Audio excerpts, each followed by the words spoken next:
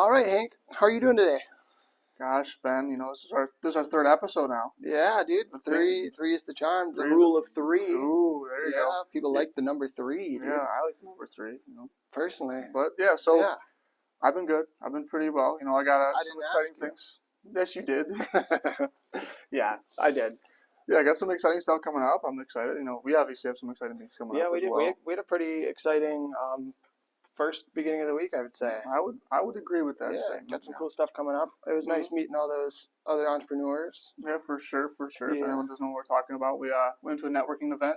Hmm. And it was fun. It was cool meeting other people. Like Yeah. that was something that I felt like I had been missing. I think that's a big part of being an entrepreneur is just having the networking. Yeah, getting to know people.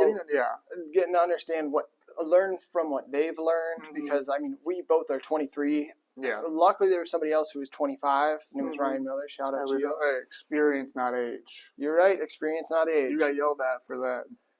And I honestly I needed to hear it. Thank you, Yeah. Mark Stewart. Mark Stewart, a really cool guy. We got to talk very briefly to him. He's a very busy guy. Yeah. Very busy. He was moving. So hopefully we'll get a chance to talk with him on a call here soon. Yeah. But he gave me the advice that we shouldn't, because I have the bad habit of mentioning age when it comes to like learning AI, because Mhm. I would always say those who are older struggle with AI, when Yeah. really it should be those who are uninformed Yeah. and or are a little bit scared of these tools Yeah.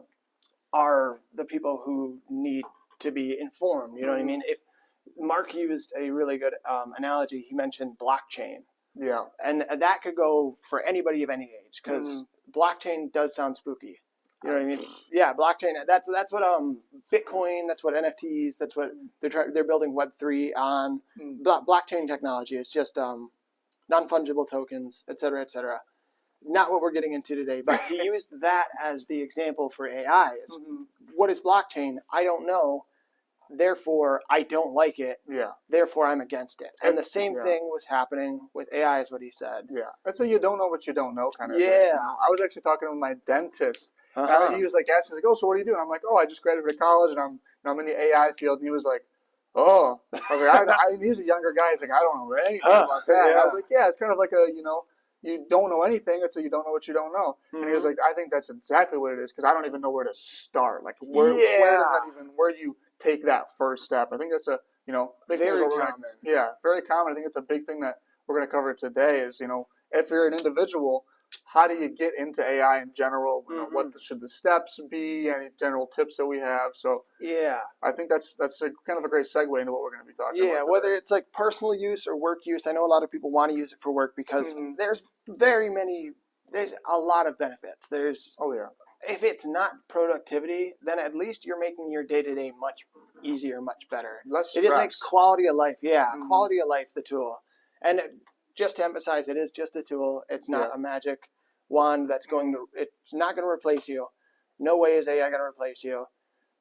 At least where we're at right now, I would give it maybe, it's hard to tell, like maybe 5 years before It's like replacing a job or very simple things could be exactly. replaced. But knowing that is the potential. You have to prepare yourself. Yeah, you have to prepare yourself. Upskill, reskill, right? Exactly. So we are going to be going into our personal best practices about how you can go about upskilling, reskilling, if it is for just personal use or for like personal use at work, as long as your workplace allows it. Yeah, and I think we can kind of start like talking like through our own journeys as well, like how we got started. Like I'll just kind of start with my how own. did you get started with So AI? I mean, set the scene. Where were you? I'll set the scene. This is early 2023. I think was the first time I ever touched the tool, and this was ChatGPT. Yeah, and I just was like messing. Like actually, funny enough, it was my friend Dylan, and he was messing with it, and I was like, "What are you doing?" This? And he was like telling funny stories with it. He was like, "Okay, these two versus these two now to give me a funny story," and I was like, this is kind of cool. So I signed up for ChatGPT and I started messing around with it, just telling funny stories, just kind of messing around with it, seeing what it was able to do. And I think one of the biggest things that right off the bat I was doing that I didn't even notice until later is that I was talking to it like it was a human, which is not a big thing that people struggle with. But right off the bat, I had like built that habit early on. And that's genuinely, I just started off just messing around with it, having fun with it. Yeah. And you keep going. Okay, so I'll touch on what I did with it was also having fun. Everyone that I've met who got really into it or is Yeah. using it very well, I would say, they started doing something silly with it. Yeah. Whether it was, I've got a couple of people who they made stories for the kids. You know what I mean? They had something else, something that will give you like the motivation to kind of keep pushing forward, Yeah. rather than like, oh, I'm trying to do something at work. Yeah. Try to use it. Oh, it's not doing it. Oh, I just wasted 30 minutes. Oh, I got 30 less minutes in my day to do the task. I'll just do it Exactly. myself.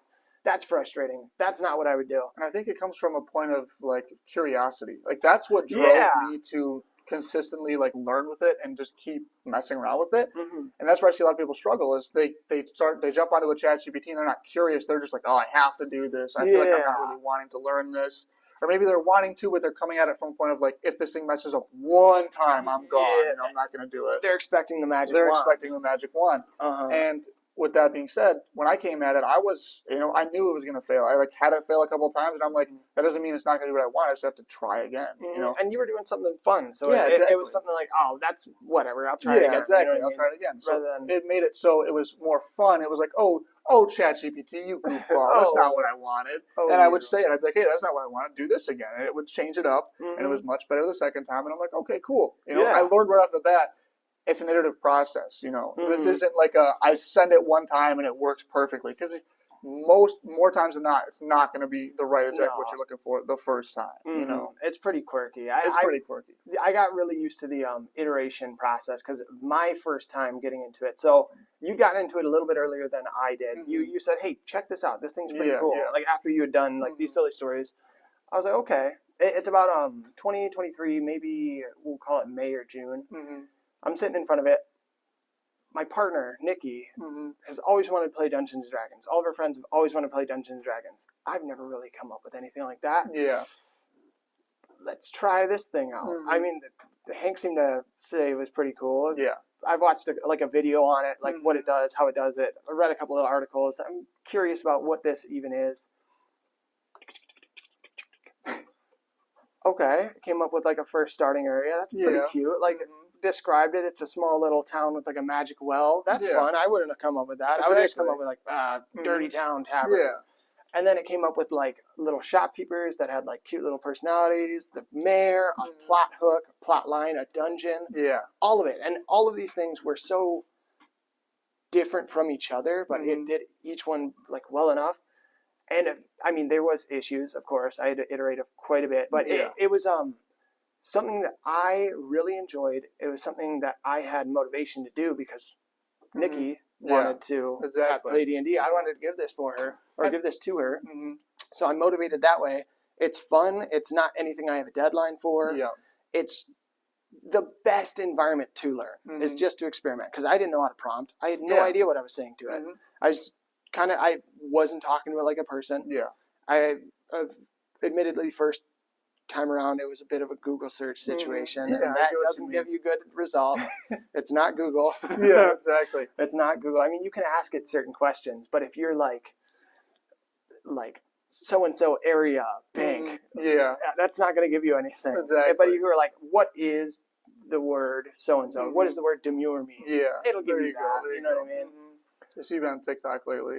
No, dude. What it was I I saw it on somebody's like social media story. And I was like, what is this? Why is this everywhere? Why are people like mindful? Yeah, what is this? And that's how I learned about it. Yeah, I thought it was silly. I had no clue about it either until like my girlfriend Katie started like mentioning about it, and I was like, okay, like she was like sending me videos about it and stuff. Yeah, I asked ChatGPT actually what it was, why it was a big deal. Did it give you a good answer? Yeah, it explained what it meant. Okay. It explained what it meant, and then I could kind of put two and two together. It was because on the person's story, it was a photo of Barnes and Noble with like a gray and white filter. It was like very demure. No. What are you doing? Yeah. Anyway, am I too old? Yeah. am I too? I'm getting old. This TikTok stuff. Yeah. What is TikTok? Yeah, exactly. But no, like going back to like what you were saying, like it was the environment that you put yourself in. Absolutely. If you're in an environment where you are like having like a deadline, for example, or there's some sort of stress, and you're having to learn something completely new. Out the window. It's going to be so much harder, and then you're not going to enjoy like the learning process. You're not going to truly like take that time to get used to the tool, get comfortable with the tool. Whereas when you're in an environment where there's no time limit, You can do this at your own pace. You get to just learn, like I said, at your own pace. It makes things just so much easier. So much Yeah. easier. No, I really so there's a book by Scott Young called The 12 Maxims for Mastery, and Okay. I really enjoy putting those into the process of learning AI, because it all starts from like learning from others in practice, Yeah. and that is exactly what doing it on your own time is. Mm-hmm. And not having a deadline, not having anything that's going to negatively impact it and go, oh, that was stupid of me, I'm never going to try that again. I do hate AI. I don't know anything about Exactly. it. Tried it, sucked. I just lost a minute, like all of my time. Boo, you know what I mean? That put more stress on. Yeah, I get it. Yeah, so do it. I would say do it personally. Do it on your own time. Do it at home. Honestly, start it at home. Don't bring it to the workplace. Yeah. Don't start there. Start do it at the maybe work, like 15 minutes a day. If you really get into it, like I spent probably about a couple of hours the first time I ever touched it. Do that. You'll understand prompting a little bit better, because prompting, for those who don't know, is the way that you speak to these like chatbots or large language models, as they're called. Anything that is a large language model is something that is like a ChatGPT, a Claude, any of these things that you've heard about. Yeah. They all communicate with you through prompting. Yeah.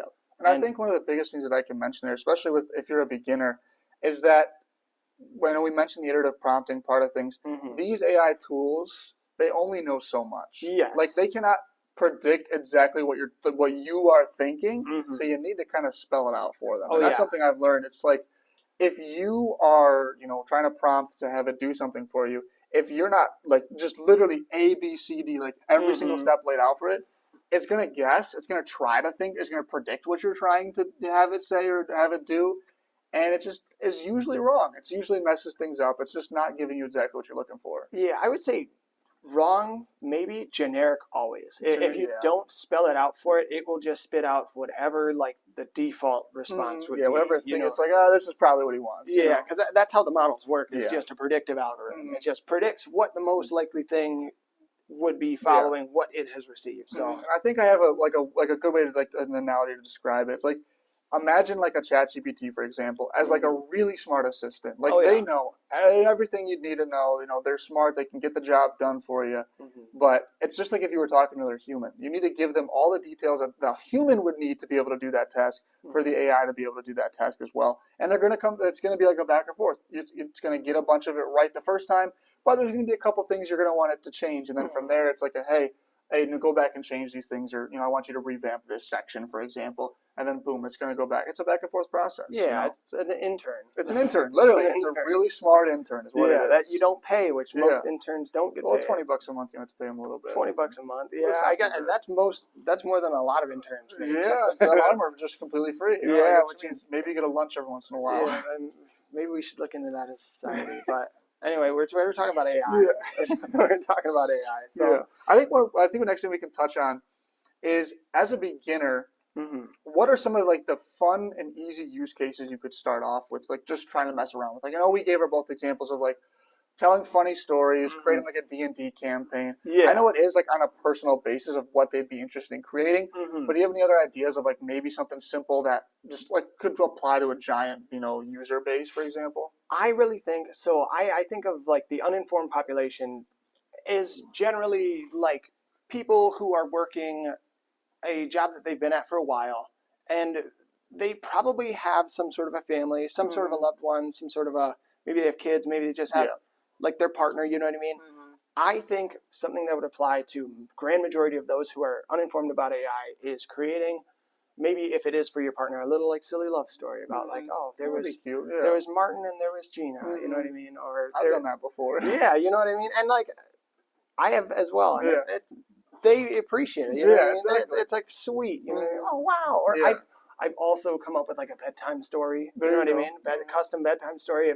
If say your kid is really into Mario right now, although some of these language models don't do well with copyright material, and that's understandable, you can still use a character named Mario who has a red hat. Exactly. You know what I mean? And for the most part, they'll do okay with it. Yeah, it's just generating images that it sucks with, but you make a little bedtime story for your kid. Yeah. About something they're really interested right now. And they're interested. Yeah, they're super into it. Maybe you make I've seen people make like coloring book pages for their kids. I've seen all sorts of things, recipes. I Mhm. mean, that's That's a big easy one. the big like advertisement that they use is like take a photo of your fridge and it'll Mhm. tell you what you can use. Exactly. Or like, Wow. yeah, just describe what you got in your fridge if you don't have like the, a premium Mhm. version of the thing.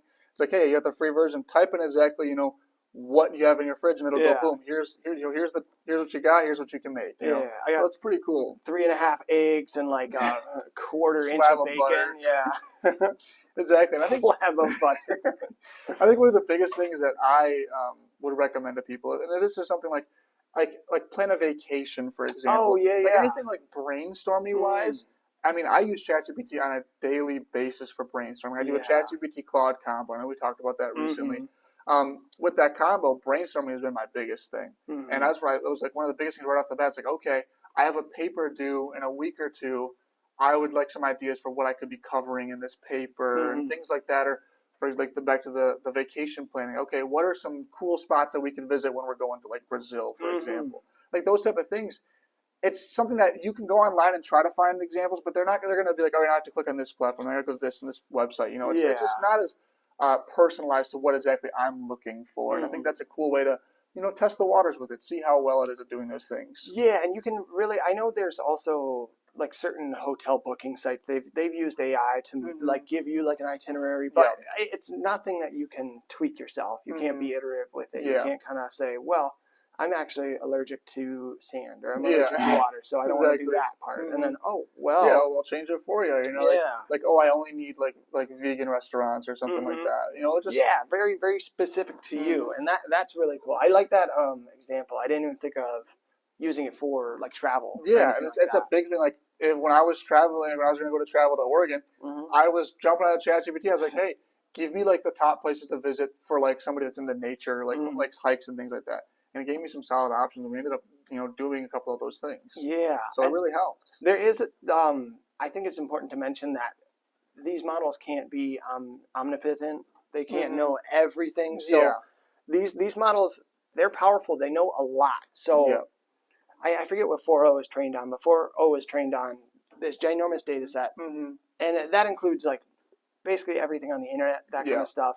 But that doesn't mean it knows every little thing about every little location. No. So take that with a grain of salt. It also Yeah. doesn't know every little thing about every little thing. Hmm. So it might try to like fill in things, or that's where you get the hallucinations. Yeah. I think that's something we could touch on as well. Yeah. Just It's real important to quick. look out for that, especially if you're learning it. If you're Hmm. making something for somebody and Yeah. you don't know of these hallucinations, Mhm. you're just gonna, oh yeah, that Yeah. sounds good. We can go back to the example of the lawyer Yeah. who was it was for like an airline or something like that. He was trying to. Oh yeah. It was it was kind of funny. So he had input like wanting like cases or something, Mhm. and he asked ChatGPT for these cases. Like and what ended up happening is ChatGPT hallucinated and made up a bunch of cases. Yeah, that So sounded good. Yeah, they sounded good. They looked real. So he Uh-huh. brought them to court, and the judge was like, "None of these exist. Like, Yeah. what did you do?" And he's like, "Oh, I got them from ChatGPT." Hey. And that just right there proves, these tools can hallucinate. And by hallucinate, I just mean like come up with things. Mhm. Like the bot itself thinks that's true. Like it is giving you that Oh, information yeah. in confidence. Uh-huh. When And you you know can you can get messed up by it. you can even like ask like, is this real? And then Yes. they'll probably be like, no, I came up Exactly. with it. And it'll be like super confident about it. And I'm like, that doesn't sound right. It's like, oh my gosh, I'm sorry, I just totally made that Yeah. up. And I'm like, What? what? How do you- I was about to submit that paper. Like you almost just screwed me over. And I've had that. Actually, this is like a little tea, but like back at my old job, like I was just asking ChatGPT to like come up with things, and it like come up with a source, and I like had one of my superiors was like, that source doesn't exist, and I was like, oh, I was like, no. Good thing they caught it. Good Yeah. thing they caught it. 'Cause I was like, uh-oh, dude, like that's actually crazy. So Yeah. with that in mind, especially when you're early on, you might not notice those like Mhm. little things that it messes up with, and Mhm. obviously hallucinates on. So be aware of that. Yeah. Always double check literally anything that it comes up with. Double check that, like fact check it. Yeah, and I think that really hammers home the point that I mentioned earlier that these are just tools. There's no Yeah. reason to really be scared of them like taking your job. They Mhm. they help you out, but Exactly. you try to give ChatGPT a case or like, you know what I mean, put it through court, Yeah. it's failing. You know Yeah. what I You're mean? just like, If oh, I just you make lost like a $1 million and stuff. Like I know what you mean. It's tough sometimes because there are people out there that are like, oh, the internet's never wrong. So, oh, that means that, these AI tools are never wrong. Oh, the AI tools are much smarter than, like, Internet Google. is most of the time wrong. Most of the time, like, there's a lot of times it's wrong. So it's taking that same, like, grain of salt with the things you would get from, like, a Google search as the same with, like, an AI search. Any sort of information you get from an AI tool. Yeah, so it helps break down that fear of, oh my gosh, it's us versus them. It's the robots versus humanity. Yeah. When it's really not that intense, not that crazy. Humans and AI. Yeah, together, awesome. Cyborg's cool. Yeah. Cyborg, yeah, it is Cyborg pretty workforce, that is pretty sweet. All right, and then I would say, so prompting is this language that is a little bit hard to understand. You kind of, we've come up with a couple of courses on prompting. I mean, you are kind of the prompt star. You always handle that. Yeah. And I would say prompting is a language that is fairly understandable, but if you don't understand how these AI like chatbots like to be talked to, like it'll just end up being a bit sloppy. You'll say, I want this, and then that'll be it. Yeah. But you kind of have to give them the piece of the puzzle that they're not missing. So whether that be context, you might give it a role, you might give it an objective, other things. There are frameworks. Yeah. There are frameworks that are pretty easy to adopt to start with. Yeah. I like the STAR framework. That STAR framework stands for, I have it right here. Adjust my glasses. So the STAR framework is a situation, it's the task at hand, the actions that you'd like it to perform, and a result that you want. Okay. Very simple. Yeah. You just kind of give it the situation. So say I always use drafting an email just because so many of us draft emails. Exactly. It's one of the main ones that people can relate to. Oh yeah, and we do it all day, especially like AI is impacting knowledge work. Knowledge workers email all day, all day. It's the corporate experience. But so you give it the situation. My boss is upset at me. I forgot that it was their birthday. Yeah. That's your situation. Task. I want to rectify this. Yeah, exactly. I want to come up with a response that will smooth things over with them. Then you give it the action. Help me like come up with all of this. Craft this. And then the result, I want it to be very succinct and sweet. And also mention dogs. They like dogs. There you go. Like give it like a tone and things like that. Yeah. And then boom. It'll probably come up with a great first draft. It'll be a good first draft. Exactly. I think that's one of the big things we can also touch on. Veering away a little bit from the frameworks for a second, the idea of like the human touch as well. Most of the time, these AI tools, they can come up with things that are fairly good, but they're like, when I say fairly good, I mean like 80% of the way there for like anything you're trying to create. It's never going to be, I don't say never, but right now, for the most part, what it gives you is only like the 80-90%. Yeah. It's close. It's solid. You could get away with, for the most part, like this is what I'm submitting or something. But that human touch where you add in your own edits and things like that, that's where the real magic happens. Because it makes it so, let's say, usually it would take me an hour to like create a document. AI created most of the document in 30 seconds. And then now I am spending the next 15 minutes editing it and changing things. Okay, now it only took me 20 minutes total, let's say. Yeah. But I still say 40 minutes, you know. And then that's 40 minutes of time that you have freed up. If you do have just set amount of tasks, you work remote from home. Exactly. I have to do 8 things today, and now you do them now that much quicker. Then quicker. like maybe you only spend 2 hours doing it. You still get the 8-hour day. Yeah. It's a little bit interesting how the workforce is, or the workplace is tackling that issue, because now all of a sudden you have an extra 6 hours. Let's fill and I don't really support that. I still believe that your workers are human. I still think humans are human. I think they should be treated as such. Yeah.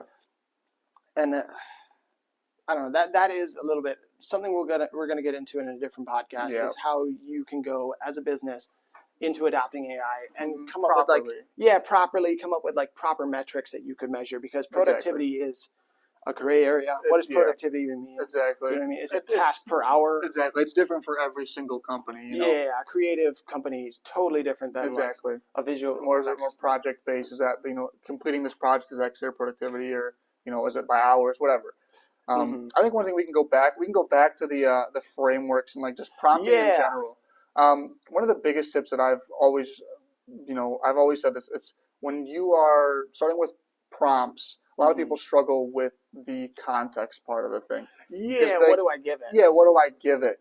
I think one of the biggest things that I can recommend is, and I know I already touched on this, but it's giving it whatever you think you would need to be able to complete that task. So if I were to be somebody that's like, okay, you're telling me to like create like a marketing campaign or something, for example. Well, I'm going to need a lot more than just say, hey, create a marketing campaign. Like, who is this for? What's the target audience? I'm going to need all of that stuff before I'm able to actually do the thing that you're wanting me to do. Because I'm going to go like, oh, okay, I'll go create it, and then I'm going to come back to you, and I'm going to be like, here's what I got, and then you're going to be like, that's not what I wanted. Yeah. You missed this, this, and this. It's like, I can't read your mind. You never said that. Yeah. And it's like, it's one of those tough things where just, you can't just assume that it just knows exactly what you're looking for. Another big thing that I touched on early on is talking to it like it's a human. You can try to be very technical with it, but I've noticed, at least in my own personal experience with a ChatGPT, and especially with Claude, it does a lot better if you just talk to it like you're talking to another person. Yeah. I'm texting, hey, can you do this for me? Here's the thing. Here's all the information about it. Here you go. Here's what I wanted. Boom, it's going to do that for you. Whereas if I try to be like super technical and try to like list everything out, I feel as though it just doesn't do as good of a job. But I like having a human conversation back and forth. Yeah. I think most people would. You have your people that are more technical that would like that more technical conversation, but I'm not that way. I'm like, I want to feel like I'm talking to a really smart person that's able to help me with my task. And that's what I do, is I just talk to it like it's a really smart dude. Yeah, I mean, it works. It kind of is. It's your intern, right? Exactly. It's a smart intern that doesn't really know how to do what you want it to do. So that's why you got to talk to it as if it doesn't know anything about what you want it to do. Yeah, because unless you have like a GPT that has built-in context with it, but you have to give the context to it, And that GPT is just like a pre-built prompt. Basically. Exactly. That's. I wanted to touch on the technical side of prompting because I definitely think that there are benefits to coming up with a very technical prompt. Oh, there is, for sure. Bullet pointy. Like if you're wanting to like have some do something really solidly, and it's not like very comprehensive. The technical way is the way to go. I would agree. But I would also argue that the process of going back and forth with it to say, so you come up with the first technical draft. Well, it didn't come up with it really because it didn't come up with anything that was very great. The more specific you are with these models, the less range they get to move between. So it narrows them into this tiny point. Sometimes they get more creative if you give them more opportunity. Yeah, the less you say, sometimes the better. It'll funnel them into a way of thinking, especially as you cover more things. So it has to be this way, this way, this way, this way, this way, this way. Now it'll always kind of look the same. Yeah. So you come up with this first technical draft. Maybe it's a 50%. Not really great. So now you have to work back and forth with it. Oh, now you have a 65. Yeah. 70, 75. It takes a lot of time to come up with the technical draft. But once you fiddle with it enough, you could maybe come up with like a 95% exactly almost what you're looking for. Sometimes it dumps exactly what you want, 100%. But it does take a lot more time. So there are the use cases. Yeah, pros and cons. There's the use cases that could use that. Like maybe it's a task that you complete daily. Something you complete daily. So you come up with this really technical prompt. The structure of it. Here's exactly what I'm looking for. Yeah, and this is where GPTs would come into play. Somewhere that you can just kind of keep that prompt to be there always, that you can just always hit the button and do the thing. Yeah. But you could also, I've kept chats that aren't GPTs, but are a chat that has this super technical prompt, and I just give it the thing. Back to that. Yeah, give it the thing. It gives me kind of what I'm looking for. I do that more than I do like a GPT. Yeah. Basically, because like every time I think I'm going to do a GPT, I'm sitting there, I'm like, okay, well, I feel like I have to go and create the GPT. When I just want to type the prompt out and do it. Dump it. Yeah. Exactly. I just want to go, boom, done. Yeah. And so that can be a very important use case for it. Yeah. This is again more advanced. This is not really where you should start. Yeah. But I think it's important to mention once you get going, get more comfortable with it, you might want to try this technical side of things. It ends up being like, what is your goal with this? Yeah. What's the task you're trying to complete? Does it make more sense to be more conversational with it, or does it make sense to be super technical? Boom, boom, boom. Here's exactly what I want. Yeah. And I think we can, like, one thing, I know we mentioned like giving it as much context as you can, which is beneficial, but there's also a side of things where like it depends on your goal, where you can take the route of, okay, I want to give it less information so it can come up with something creative. Because I had mentioned before that, ChatGPT and Claude they're super smart. They come up with some really cool ideas. I've said it, and I'll say it time and again. Anytime I'm ever trying to brainstorm something, they always come up with something that's like, I'm like, oh my gosh, I never would have thought of that. You have your aha moment. So I think allowing it to have some freedom as well, some wiggle room, can really benefit you sometimes. Yeah. So it really just depends on if you know exactly what you're looking for, you don't want anything changed, the technical is awesome. But if you're like, okay, maybe there's something that they could come up with, then you could, give it a little more wiggle room and openness to the prompts. And I would say probably like 4 out of 5 times you're going to want to give it the wiggle room. Yeah. Because it's something you're doing real quick. Hey, exactly. Blah. Okay. Yeah. All right. Yeah. And then you take that idea and you run with it with your human brain. Exactly. The creative side, your creative brain. Yeah. And then the 1 out of 5 is like, I do this every day. Oh God, this thing takes me like 2.5 hours. Yep, exactly. And then you come up with this AI, maybe a couple of different ones you just plug into each other. And now you've cut that like 2.5 hours a day, maybe into an hour or something even shorter than that. If you really did it perfectly, maybe it could just be a 5-minute task now. Yeah, exactly. Which would be pretty crazy. But it happens. It happens and it's cool. I would say like even my own personal experience, I've gotten to the point now, like especially with Claude, because Claude is just better at the human sounding stuff. Like when I'm creating posts. I love Claude. Yeah, like I love Claude too. Like with my posts for like LinkedIn and things like that. I would say it now, like, instead of usually take me about 20, 30 minutes to, like, type the copy out for my post, it takes me about 3 to 5 minutes. Because sometimes, like, I would say 30% of the time I click generate and having it generate me something, it gives me exactly what I was looking for. I may have to change, like, 1 sentence or something. Yeah. There's other times where, I've changed a couple of sentences, whatever, add my own little touch to it. But it's gotten good enough where I'm like, dang, this is solid right off the bat, And that's almost 100 hours you have to put into something for it to really do that. I mean, that wasn't first try. No. Oh, this is perfect. Exactly, you have to really, really work with it to get it there. But once it's there, it's so awesome. Exactly. And I'm just sitting there, I'm just like, dang, I don't have to do anything else. I just got to go post it, And it's pretty cool. I just give it my ideas and it kind of comes up with. Exactly. Yeah. I think one where we can kind of move into the next topic of, like what type of tools we want to get into. Yeah, real quick though, I've been meaning to try and segue into this, but to touch on, you talk about brainstorming a lot with it. Here's a framework that you could use. So we touched on the STAR framework, the subject, task, action, result. We're going to touch on the ROSE framework really quick. This is a good brainstorming framework. This is new to me, so I'm excited. Yeah, the ROSE framework goes like this. R is for reflect, observe, suggest, execute. Okay. So what that looks like is, say you have done this thing. You just finished your email campaign. Yeah. You give it that information. Here's how the email campaign went. Here's our analytics. Yeah. Reflect on our latest email campaign. Observe. Yeah. Focus on what could be improved. Like what did we do well? What didn't we do well? Suggest where we could improve it. Yeah. So that's your S. And then execute it. What are actionable steps that I could use to implement this? So that's a really strong framework. I never heard of that one. And it's great for like repeat brainstorming. It's really good for that. So this is like a work framework because you're giving it information based on other things. But it's kind of that idea about getting 1% better every day. How did I do this? How well did this come out? Yep.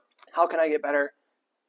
Tell me the steps. And it just really good. We'll include both the STAR and the ROSE framework in a document. We'll just attach it to like the description of the YouTube. Throw like a link to it or something. Yeah, real quick. It'll be something easy. Yeah. But I just want to mention that because brainstorming is like one of the most powerful things you can do with the AI because I mean that's like my literal everyday use case of it. Like I'm brainstorming every single day with it because 3 brains is better than 1. Oh yeah. Yeah, 3, 8, ChatGPT and Claude. So yeah, let's get into some tools that are good. So we did mention start with one.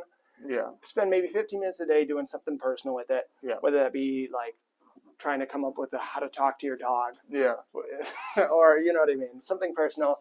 Use some frameworks because prompting is a little bit confusing when you get into it. Yeah. It doesn't really make sense until it does. Yeah. But that's the case with everything. AI has issues. There's hallucinations. Sometimes it just doesn't give you what you want. Don't let that get frustrated. And lastly would be our tool suggestions. So I'll let you lead, Hank. Yeah, I think like Bennett said, when you're trying to pick your first tool, it really depends on, okay, if you're looking to, use it for a certain use case, for example. Mhm. But I think one of the biggest things is pick the one that you want to experiment with. Some of you are like, okay, this is interesting to me. Yeah. And one of the biggest ones that everybody knows about, it's the staple of when you hear AI, it's just, it's connected to it, is ChatGPT. Oh yeah. Bing. Yeah, exactly.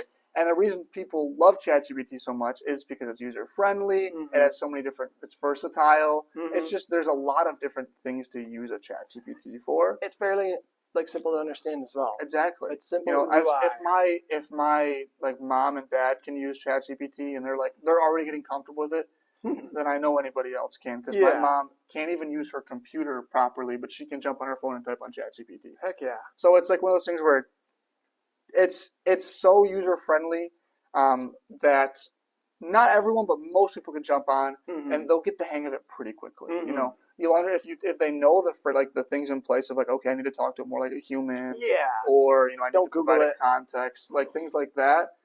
It makes that process like boom, super quick, super Mhm. easy. Now ChatGPT is the front runner. It's the one I would recommend to most people if you're looking to start out in any way, shape, or form. ChatGPT is a great one because then you're also learning prompting. So Mhm. then from there, if you're wanting to jump to a Claude or some of the Oh other yeah. ones you've mentioned on here, it makes things just so much easier. Because there is a little bit of difference between ChatGPT and Claude and how you're prompting it. Mhm. Like I said, I prompt with Claude a little bit more personal and Mhm. more like conversational, and ChatGPT a little bit more forward. Mhm. But at the same time, you're both either way. You're learning how to prompt. Yeah. It's the flavor that it comes back to you. So Exactly. Claude feels definitely warmer. It feels like you're speaking to somebody named Claude. Yeah, exactly. You know I what I know mean? what you mean. It's got some bit of like personable like personality to it. Yeah, And it I mean does. that's because it's developed by Anthropic. They're Mhm. very much a like human forward approach Yes. with AI, whereas OpenAI has had some like questionable practices, but they still have a very powerful model. Yes. They have a very powerful model. They have a very powerful brand. They have a very Mhm. very powerful name in a household. Yes. So I mean, they had the first mover bias. Like yeah, that was the biggest reason why everyone knows ChatGPT. If yeah. it was Claude that moved first, everyone would know Claude. But it was Mhm. ChatGPT. And they also, they're backed by Microsoft. And they have a Yeah. lot of things behind them going for them now. Mhm. ChatGPT will continue to be the big dog unless something like a Gemini, with Google takes off. But we obviously have a lot of issues there. So. Yeah, Google just feels. Let's move into we talked about a little bit about chatbots. Do Uh-huh. you want to touch a little bit on like a Perplexity? Yeah, so if I would like to say that it is always important that you start with a regular chatbot, just because Mhm. prompting is very, very important to know. And there's so many things you can do with that by yeah, by itself. they do so many different things. Like Yeah. the fact that you can brainstorm with it and then come up with like ad copy and then Mhm. come up with a story for your like. And if you're using like a ChatGPT, like the image generation as well, like you Yeah, can do all of that within one thing. Create the marketing campaign, and that's ad copy, and then the images. insane It's for a insane. tool. Mhm. So they'll always start with there.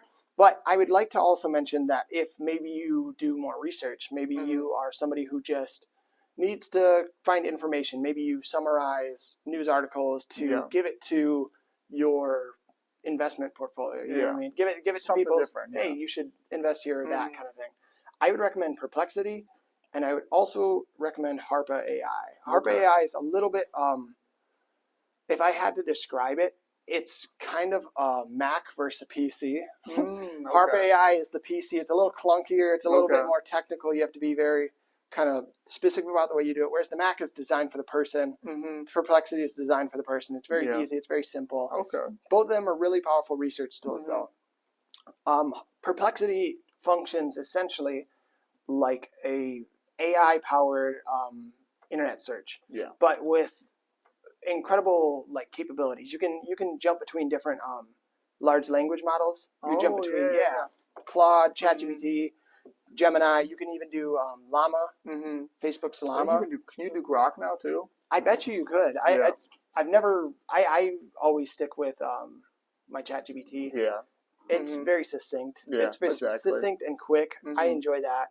But Perplexity, for very simple, just Google. It comes up with sources. You can click on the source and read all the articles. Mhm. So it does a good job at preventing hallucinations. Mhm. Whereas Harpa AI is really good for summarizing things like YouTube videos. You can go to YouTube video, Harp AI, it'll give you the whole Spark Notes of it. Mm-hmm. You can go to any sort of news article or any sort of website you can visit, have it summarized, have it come up with adjunct ideas, et cetera, et cetera. I enjoy using both of them. I use both of them very often. Yeah, I think one of the biggest things that I do when I'm using Perplexity is I'll like jump onto a website, for example, and I like it's up in the top corner, little Chrome extension. Oh yeah. You just click it, and then there's a little button that says summarize this. And I'm not a big person that likes to just read a whole article, so I'll just click summarize this. I'll click the one button. And then boom, now the entire thing's summarized for me. It tells me exactly, if I needed to learn something specific, I can type it and say, hey, this is what I'm looking for, blah, blah, blah. But it just makes my learning experience and research experience so much quicker. So much quicker. I don't use the main platform as much itself, like jumping onto Perplexity and typing, it looks similar to like any other chatbot kind of interface. The most powerful thing to me is the scraping of a website. Being able to, on any website, at any time, just speed up that research process instead of me doing the manual labor of reading through. Let's say it's like it could be 100 pages or something, and I'm just like the manual labor. I'm like, there's no way I'm reading 100 pages. There's literally no way you're going to get me to do that. Yeah. So, it's especially now with the AI. I'm just like I can have AI read this and explain this to me and summarize this for me. And I think that's something that we should just like touch on really quickly. Is another use case for it is like a learning aid. Like just being able to have anything explained to you exactly how you want it to be explained to you at any time without there being stupid questions. You're not going to annoy ChatGPT like by asking, oh, so why don't dogs sweat? Yeah, why don't dogs sweat? Well, then why do they pant? Oh, if they pant too much, will they pass out? Like, there's not going to be like a, dude, stop talking to me. Exactly. It's not going to be like, dude, you're dumb. Why don't you go ask somebody else? It's going to be like, no, here's exactly why. And it's going to, it's going to be hold your hand every step of the way if you want it to. And you can even have it switch it up the way you have it explained. Like, oh, explain it to me as if I was 5. Really, really, really break this down. So I can explain it to me as if I was like Albert Einstein or just something random, just like, you can have it in so many creative ways, have it teach you something. You can say, okay, now can you give me maybe some YouTube videos that I could like learn about this more? And now even ChatGPT has a pretty good job of like linking YouTube videos. And I'm like, okay, boom, I want to watch that YouTube video. Boom, takes me to exactly where I need to go. Yeah. Cool. Here's a YouTube video on learning exactly what I want to learn now. And I even think another one that we have on here is like Gemini. If you're going to do anything YouTube related, if you're trying to like find a YouTube video, it's connected directly into YouTube. So it's going to do you a pretty good job of finding solid videos. Now, I know we haven't really touched on much Gemini. It's the one we use the least for good reason. It's just not as solid of a tool as the other two, as Claude and ChatGPT. But I will say there are some benefits to it. The biggest one is that it's like harmonized, it's connected into like Google Docs and all the whole suite. The whole suite, exactly. Suite. And there is a huge potential there for it to take over as like one of the most used tools, because if you can get it to be nearly as good as ChatGPT or even maybe a little bit better than ChatGPT with those integrations directly into it, it just makes things so much easier. You're going to see way more people using it because they're like, I don't have to go and separately open up a ChatGPT. I can be in a Google Doc and type on the side and say, hey, I need info on this, and it's going to go, here you go. And I'm going to go, okay, well, I guess I don't need to go on ChatGPT or open up a Perplexity anymore. So there is a huge potential there. I know we've talked about Gemini. There is potential, but I don't know if they're really capitalizing on all that. They really aren't, and that's kind of the tough thing about Google is it seems like they're just always a little bit behind. I wish they weren't. I would love for them to be one of the front runners, and I know they kind of are, but at the same time, everyone's like I said before, there's one person on LinkedIn that talks about Gemini. One person. Yeah. Everybody else talks about ChatGPT and Claude because, one, that's what people know about, and that's what people are using. Nobody's really using a Gemini nearly as much. And we've discussed this before, but Google feels as if they just kind of wait for other people to do things and they go, that was good. That was good. Yeah, I'll take that. And then they just wind up being either a subpar version of it or I already got used to using it elsewhere. Yeah, so it's because it's a first mover. They're not doing anything where it's like, oh my gosh, this is totally new and exciting. Like, ChatGPT is doing a voice feature. Oh, now crazy Gemini is doing a voice feature. What? This is crazy. So they need to have some sort of unique selling proposition. Yeah. They don't right now.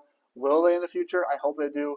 like I said, the integration and all of it, that's a unique selling proposition, but it's Mhm. not being capitalized on. And I would also like to mention that Google, as an AI developer, has some pretty questionable like decisions and like ethics behind it. That's Mhm. why why can't I come up with his name? But they're one of their like directors ended up leaving because the way they wanted to take the AI Yeah. was just not at Mhm. all where he wanted to be. Yeah. So And I'm out of here. and there's also, same thing with ChatGPT. There's been a lot of questionable things there. It's, why a lot of people have left OpenAI, the creators of ChatGPT. But at the same time, it's at the end of the day, I'm going to continue to use ChatGPT because I've gotten used to it, Hmm. and I've seen its growth, and I've seen that it's consistently just better than Gemini. Hmm. So, The guy I was mentioning, his name is Geoffrey Hinton. okay, He's been called the godfather of AI, okay, and he ended up leaving Google because he wanted to speak out about the dangers of the technology that he helped to develop. okay. So So he's Google, kind of like a Terminator thing. He's like, hey, you know what we're doing? yeah, I don't think he was that. He wasn't so much of a doomer about it. Yeah. More so than just not being comfortable with the way Google wanted to do Okay, things.